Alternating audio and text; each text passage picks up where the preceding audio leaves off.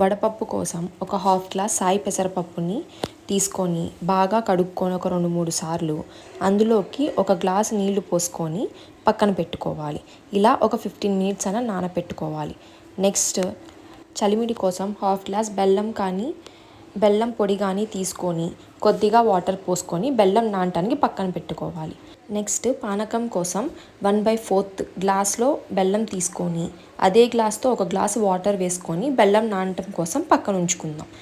5 minutes తర్వాత మనం ముందుగా చలిమిడి చేసుకోవడానికి నానబెట్టుకున్న బెల్లం పొడిలోకి 1 కప్పు వరిపిండి వేసుకోవాలి.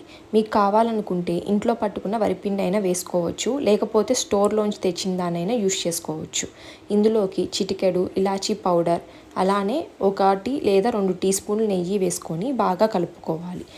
శ్రీరామనవమి రోజు దేవుడికి పెట్టే చలిమిడి పాకం పట్టకుండానే చేస్తారు. అందుకనే పాకం పట్టకుండా ఇలా కలిపాను. అంతే అండి, మన చలిమిడి రెడీ అయిపోయింది.